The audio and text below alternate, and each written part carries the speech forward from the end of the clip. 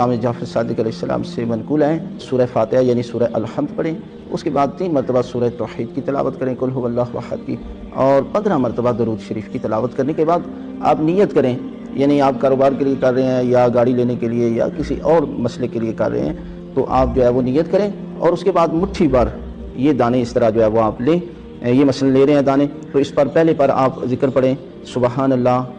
दूसरे पर अल्हम्दुलिल्लाह और तीसरे पर ला इलाहा इल्लल्लाह, इसी तरह पढ़ते जाएं। अगर सुबहान अल्लाह आखिरी आ जाए तो ये दरमियाना होता है, यानी आप इस काम को करें या ना करें बराबर है, आपको इख्तियार दिया जाता है। और अगर अल्हम्दुलिल्लाह आ जाता है तो ये काम बेहतर है कि आपको इस काम को करना चाहिए। और अगर आखिर में जिस तरह हमारा ला इलाहा इल्लल्लाह आ गया है तो इस काम को नहीं करना चाहिए, इसलिए कि ये काम आपके लिए अच्छा नहीं है। ये तरीक़ाकार जो है वो आसान से आसान तरीक़ाकार है, और आप अगर इस पर अमल करेंगे तो अल्लाह की ज़ात जो है वो आपके इस काम में बरकत डालेगी और इस काम को बेहतर करेगी।